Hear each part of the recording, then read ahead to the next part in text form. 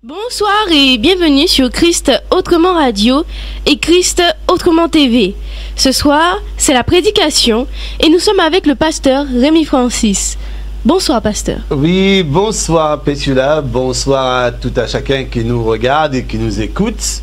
Que Dieu vous bénisse, que Dieu vous fortifie et je suis, comme je dis tout le temps, heureux d'être là par Amen. Sa grâce et par sa puissance pour parler encore de sa parole. Amen. Alors le thème de la prédication, c'est le fils prodigue. Le fils prodigue. Nous avons si souvent considéré ce chapitre uniquement pour les païens, mais aussi ce chapitre concerne aussi le chrétien, parce que parfois on voit des hommes qui ont été rachetés et bénis, qui ont goûté à la grâce et la puissance de Dieu aussi faire marche arrière. Ce sont aussi des fils prodigues. Ils méritent de revenir à la maison, revenir à son Dieu, à son Sauveur, mais cela en toute humilité, parce que nous allons voir cela en deux voire trois phases. Oui. Alléluia. Amen. Déjà, celui qui rentre en lui, celui qui part, celui qui veut avoir tous ses biens, qui s'en va, qui est même, je dirais même orgueilleux, qui veut gérer de lui-même, qui veut montrer qu'il est capable. Et aussi, on va voir celui notamment qui s'abaisse et qui revient, et celui qui s'humilie. Et ensuite, nous verrons comment que Dieu fait grâce, comment le Père a fait grâce à son Fils qui retourne. Vous voyez? Amen. Et cela, nous voulons vous partager cela avec vous afin que vous puissiez comprendre que quand il y a certaines choses qui se passent dans la vie, on ne doit pas faire comme si on passe simplement l'éponge, mais il faut s'humilier, demander pardon, parce que le mot excuse souvent est très léger, mais quand on demande pardon et on s'humilie, c'est plus fort, et Dieu prend plaisir à des hommes et des femmes qui s'humilient et qui demandent pardon, parce que Dieu veut que nous puissions nous pardonner les uns les autres, mais il faudra le faire vraiment dans les règles de l'art, si je peux le dire ainsi, mais faire selon la volonté de Dieu et selon la puissance de Dieu. Amen. Amen. Alors tout de suite, nous allons lire la parabole du fils prodigue qui se trouve dans Luc, chapitre 15, versets 11 à 32. Amen, amen. Alors il est écrit, il dit encore, un homme avait 2 fils. Le plus jeune dit à son père, mon père, donne-moi la part de bien qui doit me revenir. Donne-moi la part de bien qui doit me revenir. Me revenir. Il n'attend pas le moment que son père lui dit, mon fils, tu as maintenant l'âge de gérer. Tu as maintenant l'âge pour pouvoir prendre ton envol. Voilà, je te donne tes biens. Amen. Oui. Mais lui, il s'avance de lui-même en croyant que lui, il peut gérer. Qu'il peut faire les choses selon lui, selon sa façon, mais au fond de lui, il n'a pas mesuré le pour et le contre de savoir si il avait cette possibilité-là de faire les choses comme lui et comme Dieu voudrait qu'il puisse le faire. Voilà. Mais il rentre en lui, mais il dit, mais je veux avoir mes biens. Amen. Alléluia. Continue. Ensuite, et le père leur partagea son bien. Et le père lui partagea son bien. Il n'a pas refusé. Non. Ouais. Il n'a pas refusé. Parce que si, quelque part, peut-être s'il refusait, ça aurait pu aller au conflit. Mais le père, non, il dit non, tiens, je te donne ta part. Amen. Amen. Afin que lui, il voulait faire ses propres expériences. Mais le père ne l'a pas empêché de faire ses propres expériences. Mais le père lui dit, tiens, va. Tiens, je te donne ta part. Amen. Peu de jours après, le plus jeune fils, ayant tout ramassé, partit pour un pays éloigné. où il dissipa son bien en vivant dans la débauche. Ce qu'il lui l'a fait, il l'a pas réfléchi. Il a pensé que ce que lui il avait, la façon qu'il pouvait gérer, c'était la meilleure des façons. Mais il n'a pas réfléchi, notamment à plus tard, si comment il faisait, c'était bien. Oui. Mais là, il l'a fait dans le mauvais sens. C'est pourquoi certains parmi nous, parfois, nous prenons des décisions hâtives, des décisions qui ne glorifient pas Dieu, des décisions que parfois nous prenons qui créent beaucoup de dégâts. Alléluia, qui créent aussi des souffrances envers parfois nos frères, nos sœurs, envers quelqu'un. Mais nous ne réfléchissons pas suffisamment avant de prendre des décisions pour savoir, mais Seigneur, est-ce que cette décision, si je prends cette décision-là, est-ce que cette décision-là est à ta gloire? Est-ce que cette décision-là, Seigneur, tu l'approuves? Voyez? Mais parfois, nous prenons des décisions tellement hâtives que nous pensons que c'est la bonne, mais ce n'est pas la bonne décision à prendre. Et après, cela crée beaucoup de dégâts. Nous faisons des choses selon nous, selon notre chair. Et ensuite, nous voulons que les choses puissent se passer comme nous voulons que cela puisse se passer. Et bien souvent, ce n'est pas comme ça. Amen. C'est vrai, c'est vrai. Lorsqu'il eut tout dépensé, une grande famine survint dans ce pays. Et il commença à se trouver dans le besoin. Oui, parce qu'il n'a pas calculé. Voilà. Il n'a pas calculé. Il n'a pas dit, bon, mon père m'a donné tous mes biens, ma part de biens. Je vais mettre certaines à la banque. Je vais calculer pour savoir ce qu'il me faut pour vivre. Je vais mettre de côté parce qu'on ne sait jamais. Vous voyez? Et c'est ainsi parfois nous agissons dans la vie de tous les jours. Nous dépensons. Nous disons tout ce que nous voulons. Nous faisons tout ce que nous avons envie de faire. Et nous ne réfléchissons pas à plus tard des conséquences. Parce que tout ce que nous faisons, soit que bien ou mal, il y a des conséquences. Mais c'est pourquoi nous devions nous asseoir et ne pas faire comme le fils prodigue, de demander et s'en aller et de tout lapider. Mais nous devions réfléchir avant de demander certaines choses, ou avant de faire certaines choses, ou avant de prendre certaines décisions. Parce que c'est très important, les décisions que nous allons prendre. Parce que certaines décisions peuvent t'amener à ta perte, ou certaines décisions peuvent t'amener à la victoire et à la gloire. Mais certaines décisions que tu prends, et toutes les décisions que tu dois prendre, il faut t'asseoir et parler avec Dieu, demander à Dieu, mais Seigneur, qu'est-ce que tu veux que je fasse? Oui. Quelle décision que tu veux que je puisse entreprendre? Seigneur, voilà, j'ai ça, j'ai ça. J'ai ça, j'ai ça. Mais Seigneur, qu'est-ce que tu en penses? Mais ne pas prendre des décisions hâtives. Et après, les conséquences seront très lourdes. Tu vas te charger. Oui. Et après, quand tu reviens, il ne faut pas revenir comme si il ne s'est rien passé. Il s'est passé des choses. Oui, oui. Mais il faut faire très attention. Parce que les conséquences, on paye toujours la conséquence de nos erreurs, de nos fautes. Parce que Dieu pardonne nos péchés.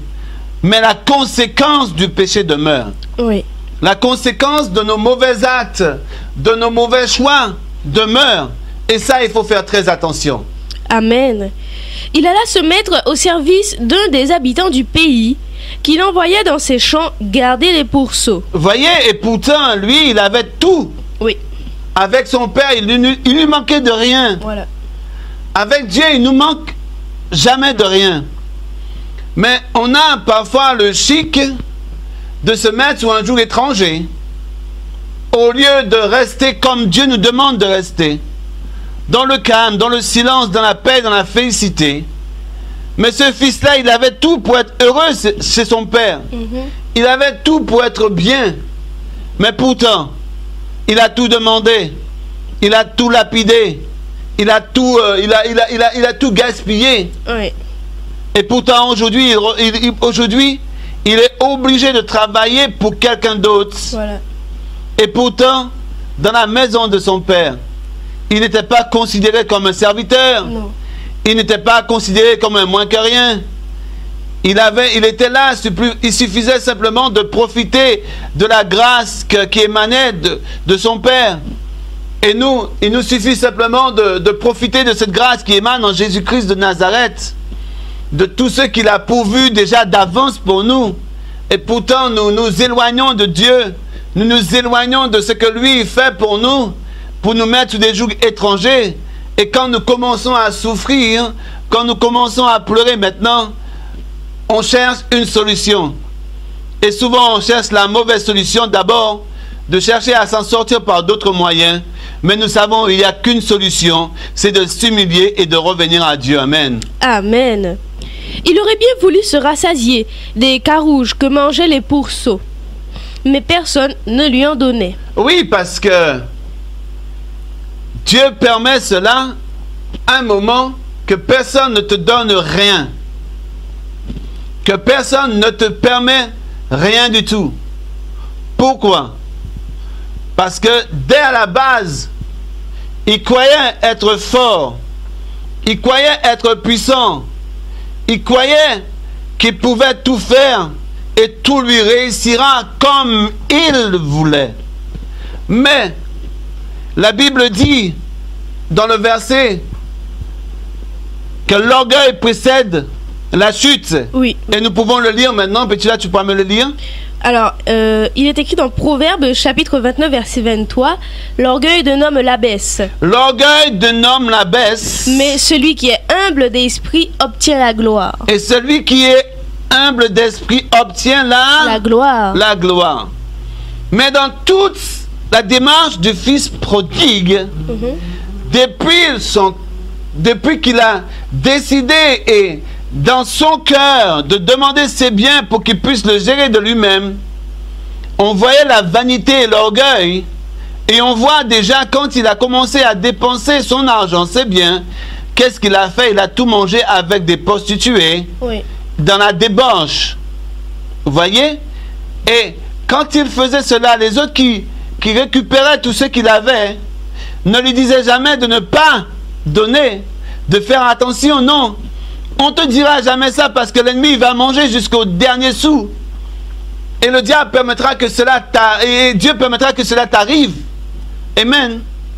Pour que tu puisses t'abaisser à un seul point, que personne ne te donnera même pas un verre d'eau, pour que tu puisses rentrer en toi-même, pour constater tes erreurs.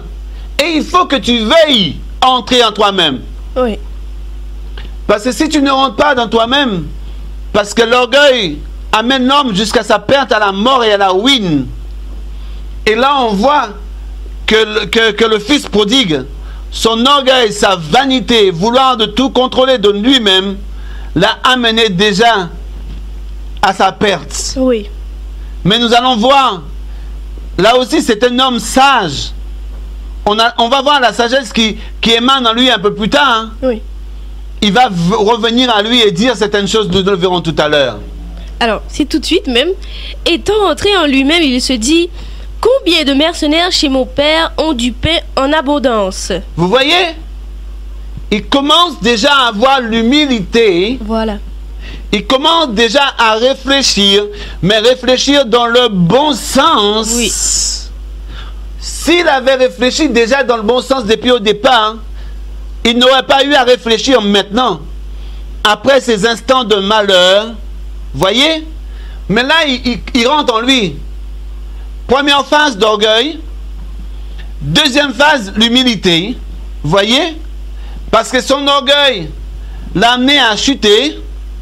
Et maintenant, dans sa chute, dans sa ruine, en train de donner à manger aux pourceaux, même on ne lui permet même pas de manger la nourriture des porcs. Oui. Amen. Oui. Et on voit, c'était difficile pour lui. Mais à un moment, il rentre en lui-même et dit, qu'est-ce qu'il dit? Combien de mercenaires chez mon père ont du pain en abondance? Combien de mercenaires chez mon père ont du pain en abondance? Ont du pain en abondance. Et moi ici, je meurs de faim. Et moi ici, je meurs de faim. Oui. Vous voyez? Déjà, on constate dans ses mauvais choix. Premièrement, dans ses mauvais choix, il dépense tout. Mais après avoir dépensé tout, il reconnaît que là où il était bien. Oui. Et il dit, combien de mercenaires à boire et à manger? Et lui, dans sa déchéance, dans son orgueil, dans sa vanité, il meurt de faim. Oui. Vous voyez? C'est pourquoi là, il commence à rentrer en lui-même. Et nous, de nos jours, quand nous faisons souffrir des gens autour de nous, quand nous faisons des choses qui n'est pas la gloire de Dieu, il ne faut pas être orgueilleux. Il faut, dans une première phase, dire que j'ai péché. Oui, reconnaître. Que j'ai fait du tort, que je reconnais que j'ai fait du tort autour de moi. Alors, tu rentres en toi-même, tu t'humilies, et ensuite, tu vas demander pardon. Oui. Amen. Amen. Et ça, de nos jours, certaines personnes n'arrivent plus à le faire. Certaines personnes disent qu'ils sont en Christ, mais ils n'arrivent pas à pardonner. Le manque de pardon t'amène à la dépression. Le manque de pardon et l'orgueil dans ton cœur t'amènera jusqu'à la mort si tu ne te repens pas. Le manque de pardon et le manque de réconciliation détruira ta vie. Mais si tu rentres en toi-même comme le fils prodigue en disant, il y a des mercenaires chez mon père, il y a tout chez mon père, et ici là je souffre. Mais si tu n'arrives pas à le dire, ton âme, ton esprit, ton corps entier, tout ton être ne pourra pas prospérer. La chute continuera à t'amener jusqu'au bas-fond. Mais il faut que tu changes. Il faut que tu reconnais que Dieu a tout payé pour toi. Et qu'il faut que l'humilité soit ton partage. Et nous voyons que là, avec le fils prodigue, que l'humilité est son partage en ce moment. Oui. Parce qu'il rentre en lui-même. Il constate les dégâts qu'il a fait. Oui. Il constate ce qu'il a dit. Il constate ses erreurs. Et il rentre en lui-même. Amen. Amen. Il continue en disant, je me lèverai, j'irai vers mon père et je lui dirai, mon père, j'ai péché contre le ciel et contre toi. Mon père, j'ai péché contre le ciel. Non, je me lèverai. Ah oui, je me lèverai, j'irai vers mon père. Je me lèverai. Oui. Celui ou celle que tu as fait du mal. Lève-toi, reconnais que tu as péché. Reconnais que tu as créé autour de toi de la souffrance. Reconnais autour de toi que tu as carrément blessé des gens. Mais rentre en toi-même.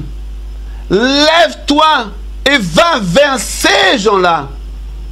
Et demande-leur pardon. Dis-leur, je reconnais que j'ai péché contre vous et contre le ciel. Oui. Et demande pardon afin que ton âme, ta vie soit bénie. Parce que l'humilité précède la gloire, Oui. mais l'orgueil d'un homme la baisse. Oui. Et si un homme veut aller de gloire en gloire et de victoire en victoire et d'élévation en élévation, il doit reconnaître sa situation et il doit être un homme humble afin d'aller de gloire en gloire et de victoire en victoire. Amen. Et celui qui ne sait pas s'abaisser, celui qui ne sait pas pardonner, parce que la Bible dit, on a noté que si nous ne pardonnons pas aux hommes nos péchés, Matthieu chapitre 6 verset 15. Amen. Mais si vous ne pardonnez pas aux hommes, votre Père ne vous pardonnera pas non plus vos offenses. si vous ne pardonnez pas aux hommes, Oui, votre Père ne vous pardonnera pas non plus vos offenses. et nous allons voir dans l'histoire du fils prodigue, quand il rentre en lui-même, il dit, j'irai vers mon Père. Oui. Et nous écoutons la suite. J'irai vers mon Père et je lui dirai, mon Père, j'ai péché contre le ciel et contre toi. Ce que là, il a reconnu ses erreurs, Oui. et là, il reconnaît qu'il a quelque chose à faire, il reconnaît qu'il doit réparer ses fautes. Il reconnaît qu'il doit réparer, il reconnaît qu'il doit remettre les choses dans leur bon sens et à leur place. C'est pourquoi il rentre en lui-même et il dit, je dois réparer mes fautes. J'ai commis des erreurs. J'ai fait souffrir mon père. J'ai fait souffrir mes frères. J'ai fait souffrir même les mercenaires autour de mon père. Alors j'irai vers lui. Je me demanderai pardon. Je lui dirai, j'ai péché contre toi, Père, pardonne-moi. Amen. Oui. Et dans toute sa démarche, on voit qu'il est humble. Et il décide de passer à l'action. Amen. Amen. Donc il dit ensuite, je ne suis plus digne d'être appelé ton fils. Traite-moi comme l'un de tes mercenaires. Oui, quand il retourne chez son père, il dit à son père, je ne suis plus digne d'être appelé ton fils. D'être appelé ton fils. Quelle humilité. Oui. Quelle grâce. Quelle grâce. Quelle grâce. Mais de nos jours, les hommes et les femmes pensent qu'ils sont trop grands pour s'humilier devant quelqu'un. Les hommes et les femmes pensent que leurs enfants sont trop petits pour leur demander pardon. Des hommes et des femmes pensent qu'on ne peut pas s'humilier, c'est s'abaisser. Mais celui qui s'abaisse s'enrichit. Celui qui s'abaisse ira de gloire en gloire. Celui qui s'abaisse ira de succès en succès. Celui qui s'abaisse ira d'élévation en élévation. Et c'est ce que la Bible nous enseigne. C'est ce que la parole nous enseigne. Nous voulons aller de l'avant. Nous voulons faire des grandes choses. Nous voulons que les aveugles voient. Nous voulons que les boiteux marchent. Nous voulons que notre pays soit transformé. Mais nous ne voulons pas s'abaisser. Mais ce jeune homme-là, qu'est-ce qu'il fait? Il s'abaisse. Il arrive devant son père. Père, j'ai péché contre toi et contre le ciel. Qu'est-ce qu'il a dit? J'ai péché contre toi et contre le ciel. Le ciel. Le ciel. Pardonnez-vous d'abord et votre Père dans le ciel vous pardonnera. Oui. Père, pardonne-moi, j'ai péché contre toi et j'ai péché contre le ciel. Le ciel. Amen. Alléluia. Amen. Parce que si on demande pardon à Dieu et on ne demande pas pardon à celui que nous avons offensé, qui est en face de nous, on ne le pardonne pas, Dieu ne peut pas nous pardonner. Exact. La démarche, c'est que nous pardonnons d'abord à celui que nous avons offensé et celui qui nous a offensé, oui. Et que Dieu nous pardonne par la suite. Oui. C'est biblique. Nous voulons faire les choses souvent à l'envers, mais il faut faire les choses dans leur sens, comme Dieu nous l'a demandé de le faire, mais ne pas faire les choses selon comme nous avons envie de le faire. Parce que notre entendement, notre chair nous amène à faire les choses contraires à la volonté de Dieu. Mais quand nous marchons selon l'Esprit, selon la puissance de Dieu, nous ferons les choses selon lui et selon sa volonté. Amen. Amen. Et ainsi nous serons bénis au nom de Jésus. Amen. Et il se leva et alla vers son père. Comme il était encore loin, son père le vit et fut ému de compassion. Il courut se jeter à son cou et le baisa. Le fils lui dit, mon père, j'ai péché contre le ciel et contre toi. Je ne suis plus digne d'être appelé ton fils. Même si le père l'a reçu, même si le père l'a reçu avec joie, oui. Mais le fils ne s'est pas dit, je me contente de cela. Voilà, voilà. Et je reprends ma vie comme si rien n'était. Et souvent, c'est comme ça, les chrétiens veulent agir. Parce qu'ils voient que la personne est retournée, que nous l'acceptons. Et nous pardonnons. Mais Ils ne disent même pas un mot de pardon. Oui. Mais c'est pas comme ça se passe. Le Père l'a accepté avec joie. Mais lui, il a continué dans son humilité. Et le Père, et Dieu, ce qu'il fait, dans son amour, il a tout payé pour nous. Il attend que nous venons à lui. Et quand nous venons à lui maintenant, d'un cœur repentant, et Dieu voit notre cœur, il voit que nous nous sommes humiliés devant lui. Qu'est-ce qu'il fait maintenant? Il nous pardonne. Oui. Est-ce que Dieu va pardonner à quelqu'un qui ne s'humilie pas et qui ne demande pas pardon? Mais non. Non. C'est impossible. C'est pas possible. Dieu est juste dans sa justice. Dieu est juste dans sa grandeur. Dieu est juste dans tout ce qu'il fait. Dieu est juste dans tout ce qu'il est. Oui. Et nous aussi, nous devions être justes. Nous devions reconnaître que nous avons péché. Et quand nous retournons à la maison, que nous retournons vers cette personne qui nous reçoit les bras grands ouverts, nous avons une part de choses à faire. Nous devions nous humilier et demander pardon. Et beaucoup de personnes ne le font pas. Comme ils voient que tu acceptes, que tu ne dis rien, ils pensent que tout est tout cuit, que tout est tout accepté. Mais la personne a une part de responsabilité, doit s'humilier et demander pardon. Oui. Parce que Dieu veut que nous puissions demander pardon les uns les autres, afin que sa volonté s'accomplisse dans notre vie. Amen. Amen. Et quand tu viens t'humilier, mais t'humilier sincèrement, de tout ton cœur, de toute ton âme et de toute ta pensée, afin que l'harmonie règne, afin que la paix règne, afin que tout règne. Ne viens pas comme si c'était une fleur et que voilà, tout va se passer comme tu le veux, parce que tu l'as imaginé de ton esprit. Il faut accomplir la volonté de Dieu comme Dieu te le demande, mais pas comme tu as envie de le faire. Oui. Parce que le fils, pendant que le papa l'a vu au loin, il l'a embrassé, il l'a accepté. Mais lui, qu'est-ce qu'il a fait? Il s'est humilié. Il s'est humilié.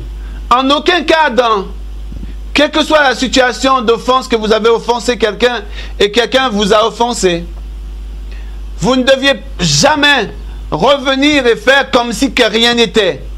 Ça, c'est pas biblique. C'est anti-biblique et je dirais même c'est démoniaque. Mais tout d'abord, reconnais ton état et reconnais ce que tu as fait de mal et ce que tu as fait subir autour de toi. Et rentrer en toi-même et t'humilier et aller vers ces personnes et demander pardon. Et tu vas voir comment les gens vont t'accepter de tout ton cœur, de tout leur cœur. Oui. Voyez? Parce que Dieu même va préparer leur cœur de leur côté pour te recevoir comme tu devais être reçu. Mais si tu viens comme si il ne s'est rien passé sans t'humilier et l'orgueil est toujours dans ton cœur, rien ne passera comme tu voudras. Non, non. Parce que tu es encore orgueilleux. Bah oui. Et l'orgueil va précipiter ta chute. Et la gloire et la puissance de Dieu ne sera pas sur toi. Non. Et le pardon ne te sera pas accordé. Parce que tu n'as pas demandé pardon.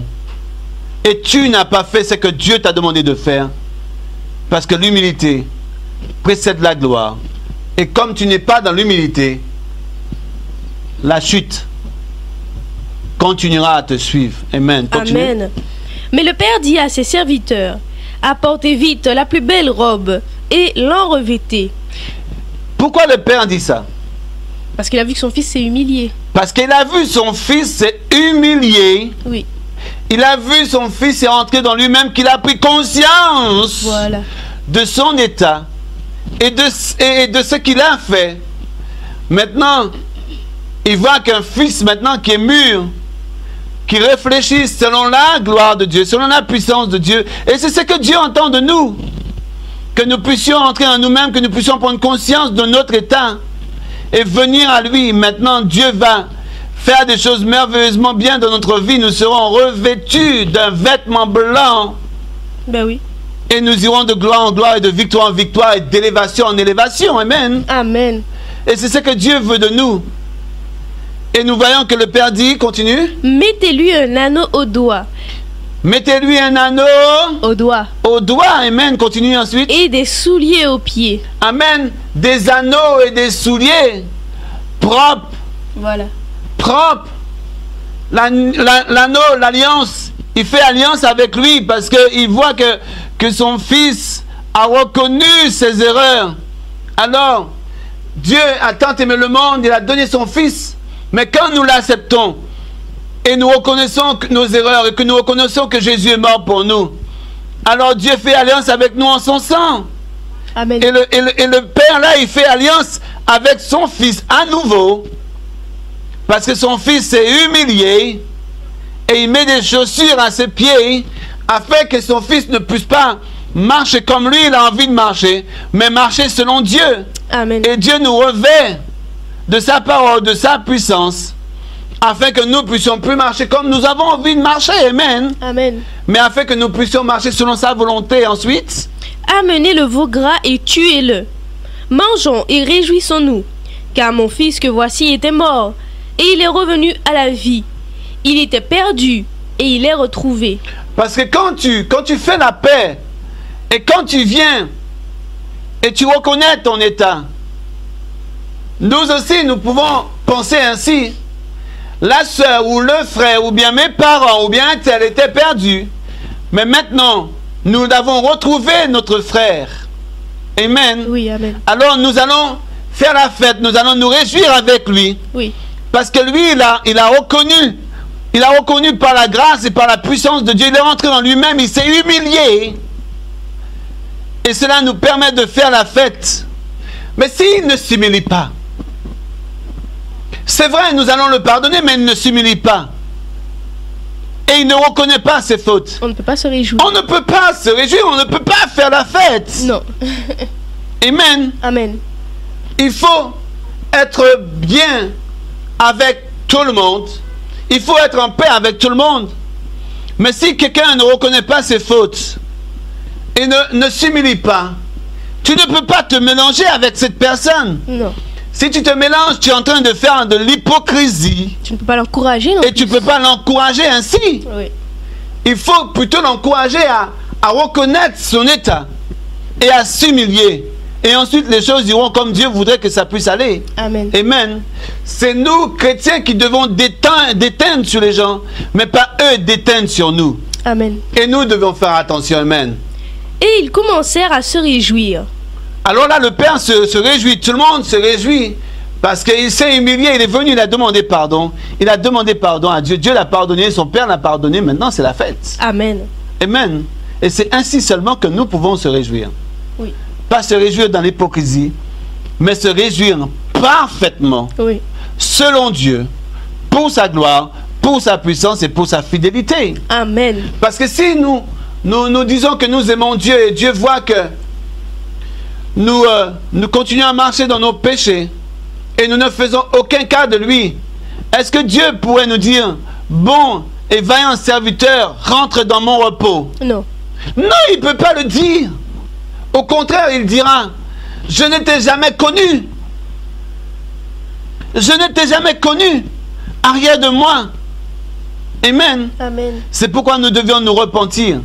Et quand nous faisons quelque chose à quelqu'un, reconnaître notre état et aller vers cette personne, on s'humilie et demander pardon, alors nous serons dans la paix et dans la félicité et aussi dans la réjouissance. Amen. Amen.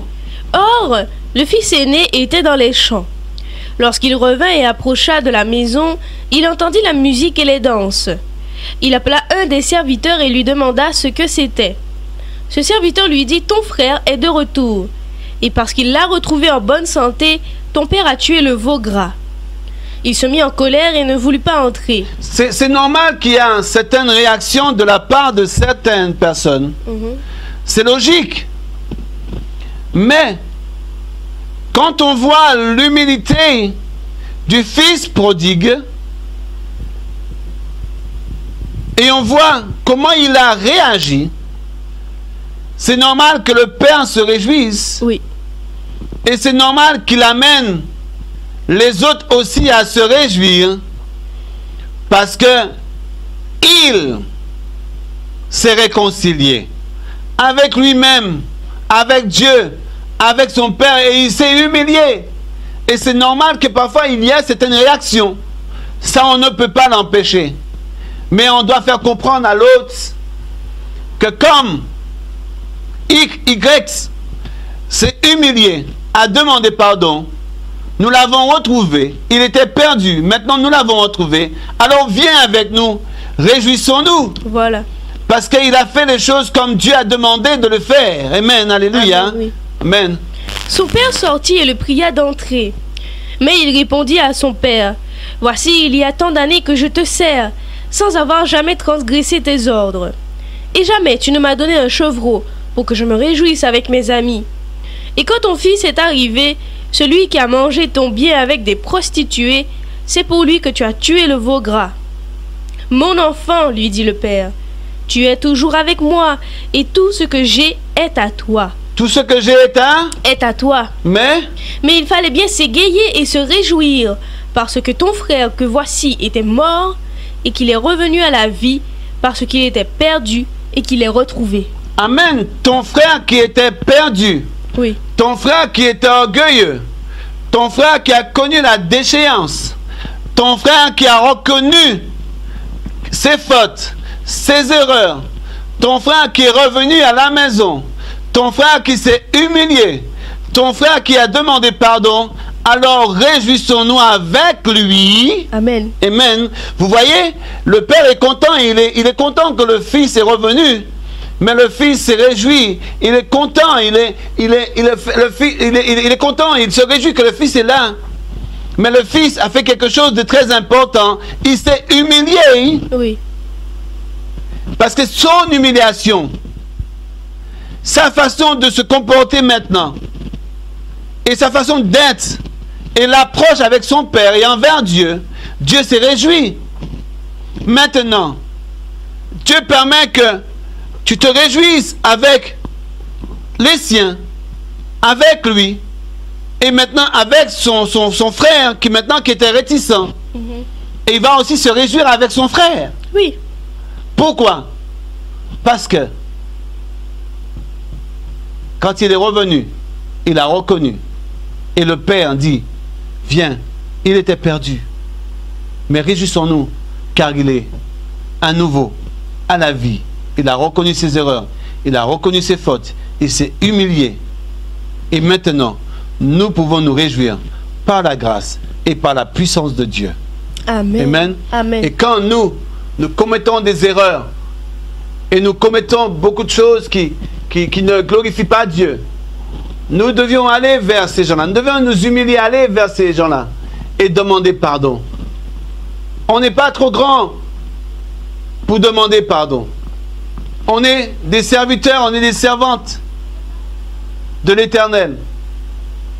Et si nous voulons voir notre vie bénie, si nous voulons voir les autres se réjouir autour de nous, il faut savoir s'humilier, demander pardon, ensuite faire la paix et aller vers ces gens-là et leur demander pardon, et tu vas voir comment Dieu va se glorifier dans ta vie, et tu vas voir comment ta vie sera débloquée par la grâce et par la puissance de Dieu.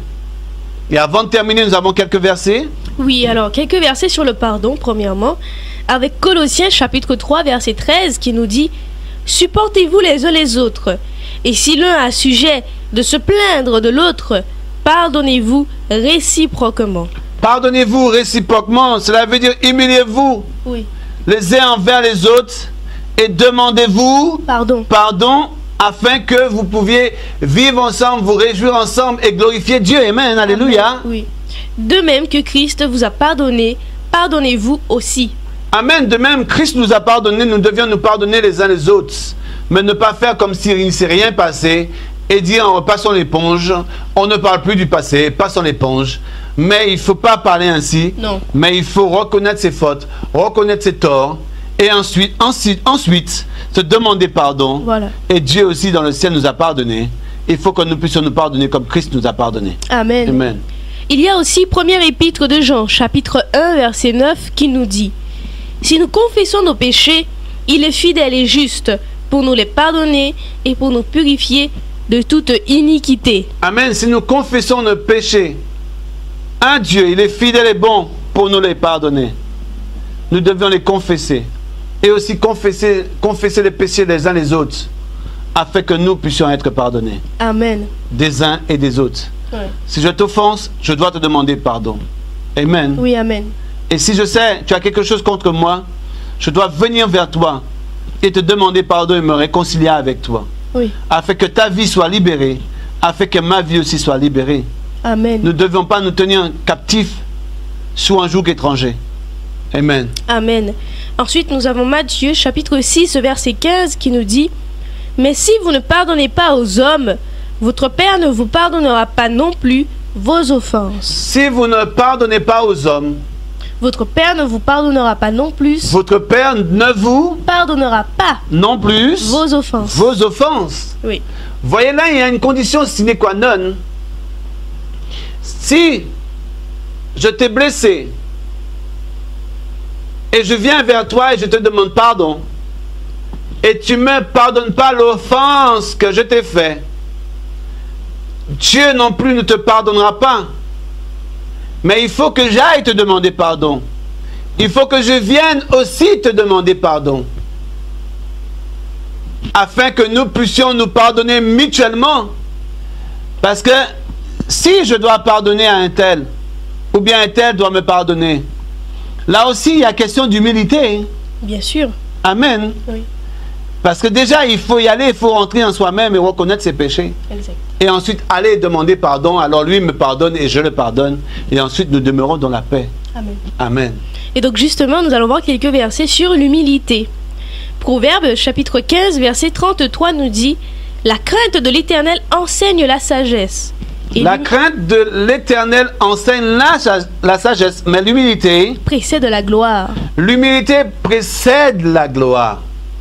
Vous voyez, vous voulez que votre vie soit richement bénie, vous voulez que vous soyez prospère, que tout aille au beau fixe.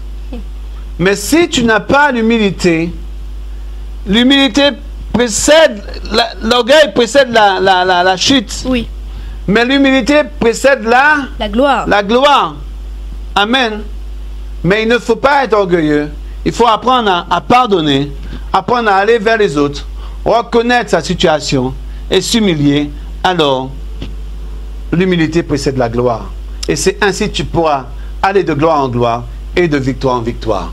Amen. Et enfin, Proverbe chapitre 29, verset 23 qui nous dit: l'orgueil d'un homme l'abaisse, mais celui qui est humble d'esprit obtient la gloire. Amen. Celui qui est humble D'esprit, obtient la gloire. Vous voyez, c'est la parole qui dit dans Proverbe 29, 23. Oui. Celui qui est humble d'esprit obtient la gloire. Alors si tu veux obtenir la gloire, il faut être humble. Mais pas une fausse modestie, pas une fausse faire semblant d'être humble.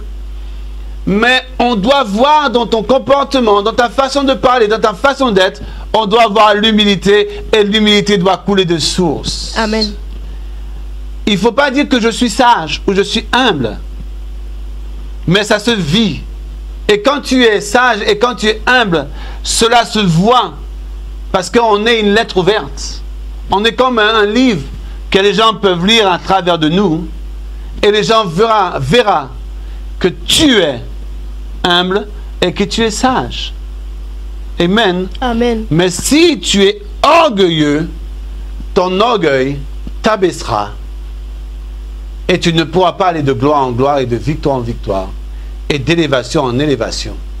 Mais seulement l'humilité précède la gloire. Soyez bénis et merci Pétula. Amen. Merci pasteur. Merci à toi. Et merci à vous de nous avoir suivis.